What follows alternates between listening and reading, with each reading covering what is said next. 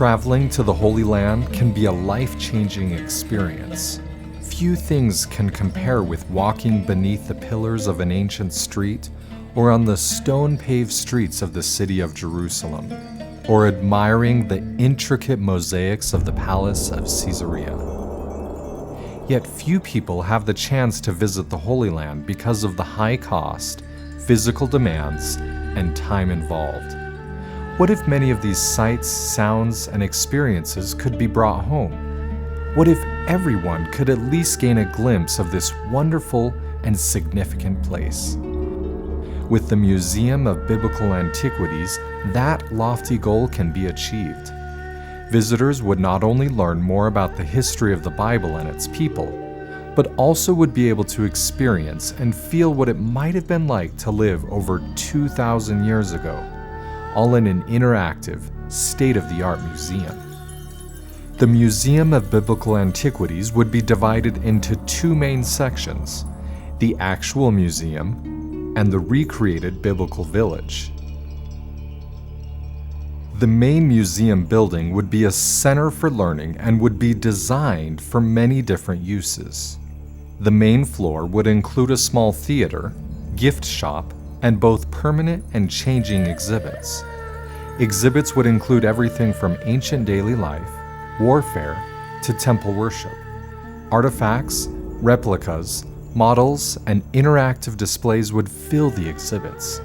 The second floor would contain classrooms, offices, additional exhibit space for an art gallery, and a kids' craft room where children could make papyrus, create cuneiform tablets, and excavate in an archaeology dig site.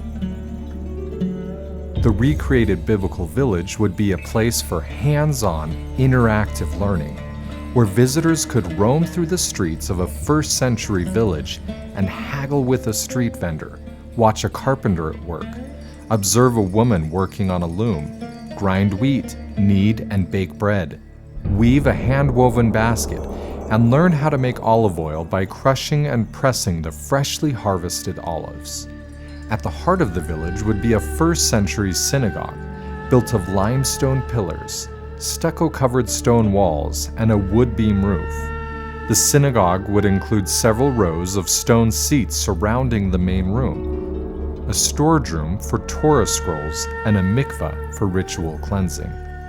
The village would also include several homes and shops of different sizes and styles. The largest home, or landowner's home, would contain spacious living and sleeping quarters, and a banquet room used for feasts and weddings. The village square would be surrounded by the landowner's home, the synagogue, the olive oil press building, and the village market. Further from the village square would be located several peasant homes and shops, including the carpenter, potter, tanner, and metalworking shops. Visitors could also watch as workers build new homes and shops the same way these buildings were built 2,000 years ago.